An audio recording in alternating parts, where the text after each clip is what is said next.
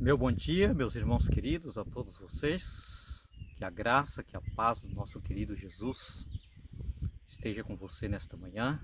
Você, meu querido amigo, você, minha querida amiga, meu irmão, minha irmã, que sempre está junto comigo, estudando a lição, estudando a Bíblia Sagrada, a palavra de Deus. Estou aqui com a minha Bíblia, para você ver.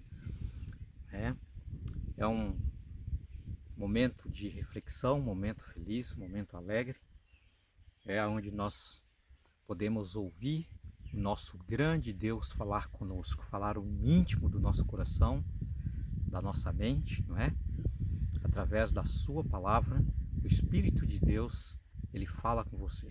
Você pode ter absoluta certeza, tá? Queridos, hoje a nossa lição, uma esposa para Abraão. Estou aqui com a minha lição na mão, você pode ver. Sei que você também está com a sua lição, ou está participando comigo, através desses vídeos. Que seja realmente uma bênção para você. Muito bem, hoje nós temos uma lição bastante importante para nós aprendermos, Deus tem muito a falar ao meu coração e ao seu coração. Vamos buscar a Deus através da oração. Nosso Deus amado querido, nosso Pai, muito obrigado, Senhor, nesta manhã maravilhosa, quinta-feira. Estamos já chegando ao final desta semana. Fomos agraciados com a bênção do Senhor de podermos estarmos com vida, mas é um privilégio estarmos, querido Deus, na Tua presença, ouvindo a voz do Senhor falar ao nosso coração. Quero pedir uma bênção para todos os meus queridos irmãos, todos aqueles que estão comigo, participando dos vídeos, ó Deus, da nossa lição, que o Senhor abençoe a vida de cada um dos teus filhos. Em nome de Jesus. Amém.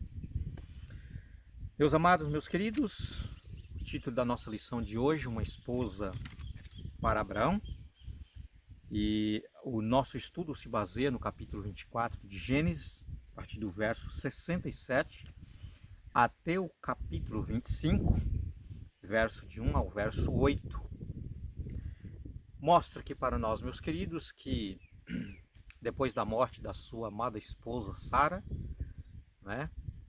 de um longo ou vários longos anos vivendo juntos, Abraão então ele perde a sua esposa.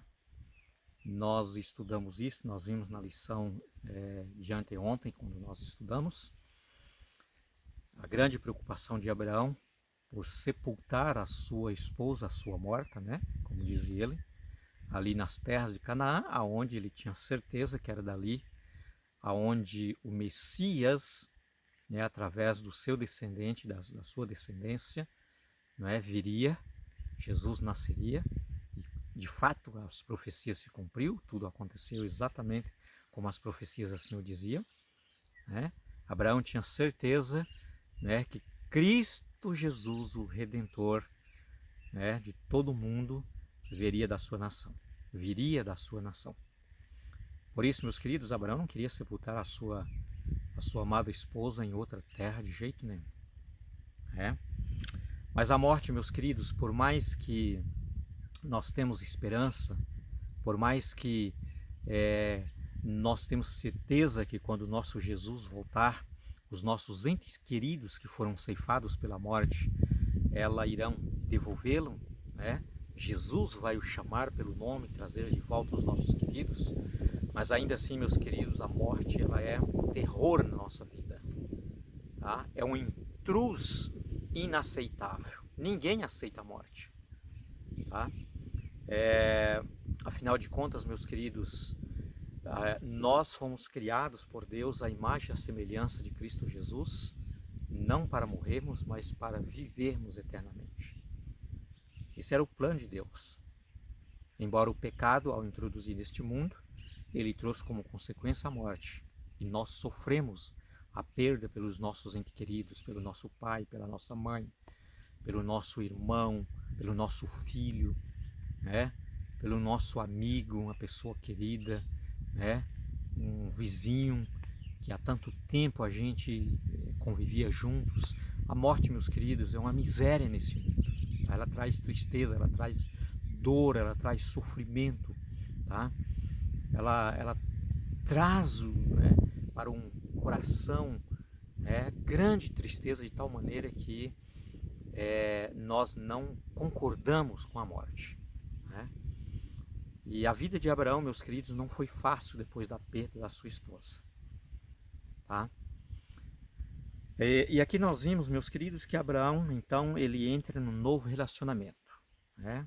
Ele casa com a outra pessoa, né? E então Abraão, ele agora, né? Ele entra em um novo matrimônio, né? E em uma outra família, tá?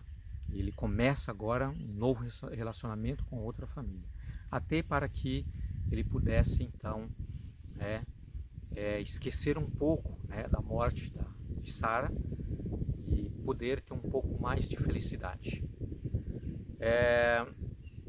Queridos, um ponto bastante importante para nós podermos aprender aqui. Aliás, não só um, mas são vários. Mas quem sabe esses que nós vamos mencionar serão os principais. Primeiramente, meus queridos, o plano de Deus no casamento, uma instituição que foi originada por Deus no Éden, seria para que o casamento perdurasse para toda a eternidade. Tá? A miséria do pecado, quando veio a este mundo, foi introduzido através de Satanás neste mundo, enganando os nossos primeiros pais. Meus queridos pais, meus queridos irmãos, a morte entrou neste mundo. Tá? A morte, né, ela nos separa de pessoas que nós amamos, que nós gostamos, principalmente da nossa família, né? Esposo, esposa, né, que conviveu junto, convive junto há tanto tempo. A morte traz essa infelicidade de os separar, tá? E conforme os ensinamentos da palavra de Deus, né, quando alguém do cônjuge, né, falece, morre, né, o outro lado, a outra pessoa, biblicamente falando, está livre para desenvolver um novo relacionamento com a outra pessoa, tá? Sem nenhum problema, sem nenhuma contrariação com a palavra de Deus. Está totalmente livre, né, para casar com a outra pessoa, se assim ela o quiser. Nem todas as pessoas, na verdade, quando perde o seu amado, sua amada, seu querido, né, ele desenvolve um outro relacionamento. Mas uma boa parte das pessoas assim o faz. Não tem nada de errado, tá? Não está contrário à palavra de Deus, os ensinamentos de Deus. Tá? Deus não é desonrado de maneira nenhuma. Né? O próprio Jesus disse que na medida do possível, se a pessoa quer, ela pode sim ter um outro relacionamento. E foi assim com Abraão. Né? Abraão, então, conforme diz aqui o texto da palavra de Deus, ele se casou com uma mulher chamada Quetura. Tá? Alguns estudiosos, meus queridos, tendem a pensar, a imaginar que essa mulher, essa Quetura, seria a mesma mulher que Abraão teve um relacionamento anterior através da sua esposa Sara, que o havia lhe dito, né, que parece que Deus não ia cumprir a sua promessa de que ela seria mãe, então ela mesma disse para que Abraão tivesse um relacionamento íntimo, né, com a sua serva, com a sua empregada chamada Agar, uma egípcia, né? E Abraão teve essa infelicidade, né, de ter esse relacionamento, e desse relacionamento nasceu, né, um menino, né, chamado Ismael, que formou uma outra nação, tá? A ismaelita.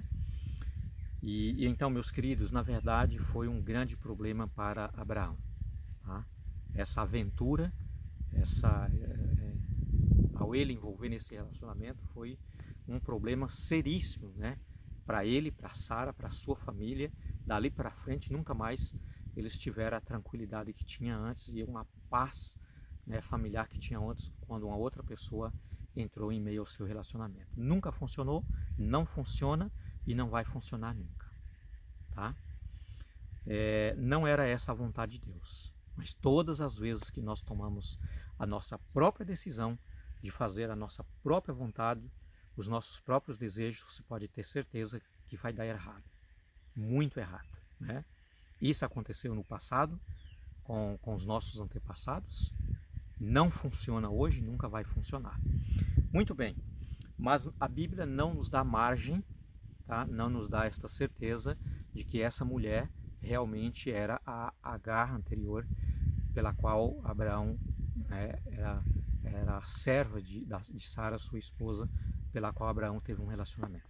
Tá? A Bíblia não deixa isso claro para nós, é apenas algumas especulações, né, de alguns teólogos, mas, meus queridos, Abraão, sim, ele casou de novo com esta mulher, teve filhos com ela, né, e desenvolveu aí outras nações. Tá?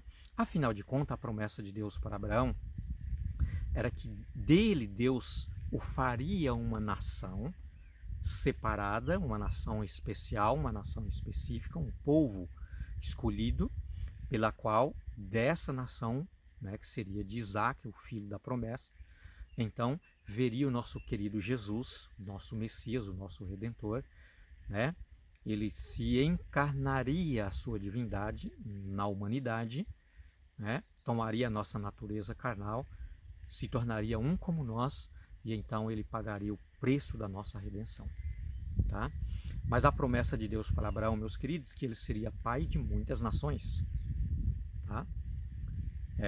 Tende conforme alguns estudiosos, né, de que Abraão teve essa outra esposa, esse outro relacionamento, teve filhos com ela, né, a fim de que Deus estaria também cumprindo a sua promessa de que ele seria pai de várias nações. Tá? Embora somente a nação, né, que era da linhagem de Isaac, o filho da promessa, que seria um povo especial separado por Deus para uma finalidade importante, que era a vinda do Messias Cristo Jesus, que viria para nos salvar.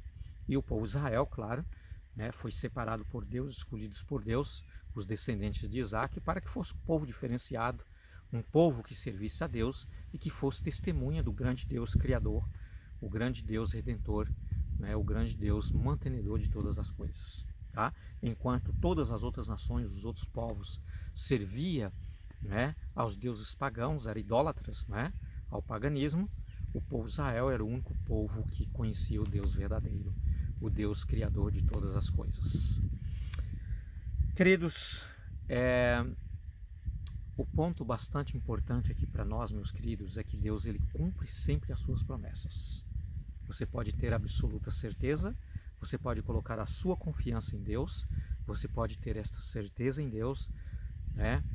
Confiar inteiramente que Ele cumpre as promessas que Ele fez, que Ele faz com você. Você não é uma pessoa, meus queridos, abandonada, não é uma pessoa que está solitária, não é uma pessoa que está a sós, porque você tem esse grande Deus maravilhoso que está sempre ao seu lado. Tá? Deus não deixa você desamparado em nenhum momento. Esse é o ponto bastante importante da nossa lição. Tá?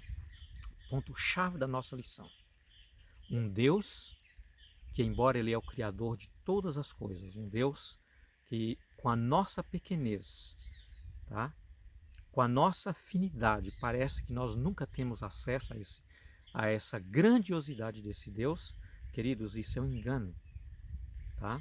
O diabo sempre ele faz isso. Mas esse Deus é um Deus pacífico, um Deus pessoal, um Deus presente, um Deus que está sempre junto conosco.